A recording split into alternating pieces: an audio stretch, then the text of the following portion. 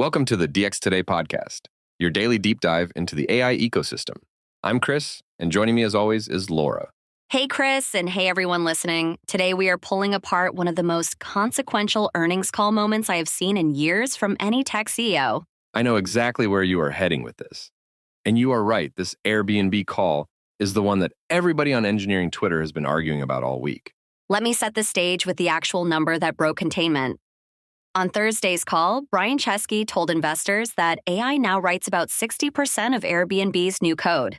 60%. Just say that out loud and let it sit there for a second, because that is not a pilot program. That is the production code base of a publicly traded company. And the framing he used was even more striking than the number itself. He said where a project might once have required 20 engineers, today one engineer can do that work. One engineer doing the work of 20 is the kind of claim that earnings calls used to bury in a footnote. Chesky put it on the record with the SEC listening. Right, and remember the context. Q1 2026 revenue was $2.7 billion, up 18% year over year, with gross booking value of about $29 billion. So the AI line is not coming from a struggling company looking for a narrative. This is a profitable, growing platform, and they are still telling Wall Street that AI has changed the math. They also said cost per booking is down roughly 10% year over year, and they attributed a chunk of that improvement directly to AI-driven engineering and customer support. That is the part that gets me. The unit economics are bending, and it is not from a marketing campaign or a pricing change. It is from automating the inside of the company. Let's talk about the customer support number 2, because that one almost slipped past in the headlines. Their AI agent now resolves about 40% of support tickets without a human. That number is up from roughly 33% earlier this year. So within Q1 alone, they added 7 points of automated resolution. That is a steep curve in a single quarter. For context, the customer support function used to be one of Airbnb's biggest cost centers, especially given the regulatory complexity and the safety review work involved in their kind of marketplace. And here's where the engineering and the support stories braid together. Chesky's whole pitch was that AI is no longer a department. It is the substrate the entire company runs on. He said a line that I think is going to be quoted for a long time. He told investors there is no room at Airbnb for pure people managers anymore. Full stop. Quote unquote, 30,000 hands-off managers, I think was his phrase. And he said that model is over. Managers either go back to coding or they pick up Claude Code, period. I want to be careful here because that line lands very differently depending on whether you are inside or outside a tech company.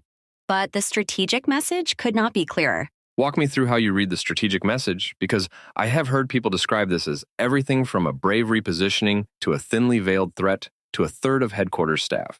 My read is that Chesky is forcing a definition change for what management even means in an AI-native company.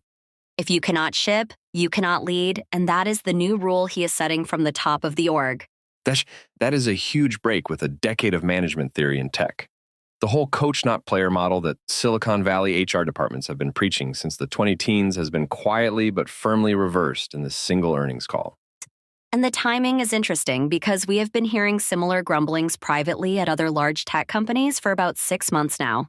Chesky just happens to be the first founder CEO willing to say it out loud and put it in front of investors. That public commitment is what makes this so consequential. Once a CEO says something on an earnings call, it becomes a yardstick that the board, the analysts, and even the regulators can hold them to in every subsequent quarter going forward.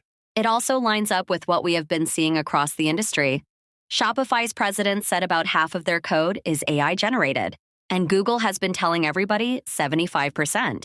So Airbnb is not actually the most AI-written code base out there, which is itself a wild statement about the state of the industry. 60% puts them squarely in the middle.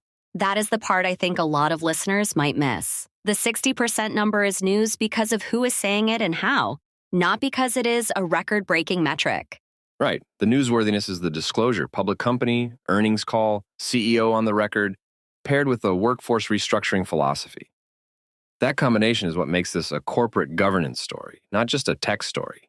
And we should be specific about what AI-generated code actually means here, because the phrase gets thrown around loosely. This is not autocomplete on steroids, and it is not vibe coding either. My understanding is that we are talking about a mix of agentic coding tools, things like Claude Code and Cursor, plus internal Airbnb agents that take a Jira ticket and produce a pull request. Exactly. And crucially, the human is still in the loop for review, testing, and architectural decisions. The 60% number is lines of code authored by AI, not features shipped autonomously by AI. That distinction matters enormously for anyone trying to apply this number to their own organization. The AI is doing the typing, but humans are still doing the deciding and the verifying. Although the gap between typing and deciding is getting narrower every quarter, which is part of why Chesky can stand on a call and say one engineer is doing what 20 used to. Let's steal him in the skeptical view for a minute, because this announcement is not going to land cleanly with everyone. There is a real question about whether 60% is even a meaningful metric. I have read at least 3 serious critiques arguing that lines of code is the wrong unit. AI loves to generate boilerplate, tests, and configuration, and that pads the percentage in misleading ways. That is a fair critique. If AI is writing all of your unit tests and protobuf definitions, your percentage will look great even if humans still write all the load-bearing business logic. And there is a related concern about technical debt. Code that gets written quickly does not always get maintained well, and large language model output has a documented tendency towards subtle inconsistency over time. We have seen reports from other teams about AI-generated code introducing security regressions and performance footguns that take longer to debug than the time saved writing the original feature in the first place. So the 2 things to watch on Airbnb specifically are incident frequency and mean time to resolution on production issues over the next 2 quarters. If those numbers go sideways, the narrative around this whole AI productivity story changes very quickly. And there is a regulatory dimension here that we should not skip past, especially given the EU AI Act timelines kicking in over the summer and the new state-level rules in California and New York that explicitly cover hiring and workforce tools. Right, because if AI is writing code that touches a regulated workflow, the question of who is legally responsible for that code becomes very thorny very fast. Airbnb is a global marketplace, so this is not theoretical for them. Agreed. The cost savings are easy to count, but the bug tail is hard to measure until it bites you in the form of a high-profile outage or a regulator complaint. Let's pivot to the labor side, because I think that is where this story actually lives long-term. Chesky is essentially telling the market that headcount discipline is now a permanent strategic posture. And the framing is brutal but honest. He is not saying we are using AI to do more. He is saying we are using AI to do the same work with fewer expensive people on the payroll. That is a real shift from how companies have been talking about generative AI for the last 2 years. The official line was always augmentation, not substitution, and now the mask is starting to slip on a public stage in a way that is hard to unsay later. The other thing I keep coming back to is what this means for early career engineers. If one engineer with AI agents replaces 20, the entry-level rung of the engineering ladder gets a lot harder to step onto. That is a real concern, and one I do not have a good answer for, honestly. The traditional path of graduating, joining a team, and learning by doing the small tickets is exactly the work AI is now soaking up first. I do think Chesky's specific phrasing matters here. He did not say we are firing managers. He said the role of manager is being redefined, and the people who cannot adapt will not stick around. For anyone who works in a non-technical management role at a tech company, this is a wake-up call about your own optionality. The implicit deal between you and your employer is changing. It also creates a really interesting recruiting dynamic. If you're an engineer who can manage and ship at the same time, your market value just went up, and Airbnb is implicitly raising your bid. There is also a side story that I love about Chesky's attitude on hotels and homes. He told investors he refuses to blend the 2 product lines because that is, quote, a pre-AI design. That phrase, pre-AI design, is the one I want to underline for the audience, because it is going to start showing up everywhere. Chesky is reframing the entire taxonomy of product decisions. I see this as a tell about how he thinks. He is not saying AI changes one part of the product. He is saying AI changes what counts as a sensible product question.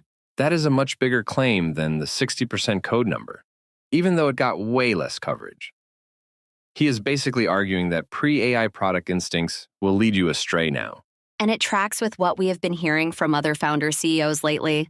The Stripe team, Cloudflare, Shopify, all of them have started talking about post-AI versus pre-AI design choices. So if I am a listener trying to take 3 things away from this episode, what would your 3 be? Let's distill it down for people who want the executive summary. First, 60% is not the headline. The headline is that the disclosure happened on a public earnings call, which makes it durable record and benchmarks every public peer against the same standard. Second, the management redefinition is the real news. Pure people managers without technical depth are now an explicit liability on a public CEO's lips, and that will ripple across every tech reorg in the second half of 2026. Third, watch the customer support number, not the engineering number. 40% of tickets resolved by AI is the kind of metric that leadership in every services business should be comparing themselves against. And maybe a bonus fourth. Listen for the phrase pre-AI design starting to show up in your own organization. Because once the language changes, the strategy changes shortly after that. I will add one final note. None of this guarantees Airbnb actually executes well over the next year, but it does mean they have committed publicly to a path that is hard to walk back. Which is honestly the most telling part of the whole call. Chesky has now made the AI native company thesis his career bet, and the investor presentations going forward will all be measured against it. I cannot wait to see how Booking, Marriott, and Vrbo respond on their own next calls. Either they match the language or they explain why they are choosing a different operating model. That is going to be one of the most interesting comparison sets to watch in earnings season, and we will absolutely be back on it when those calls land. Great conversation, Laura, as always.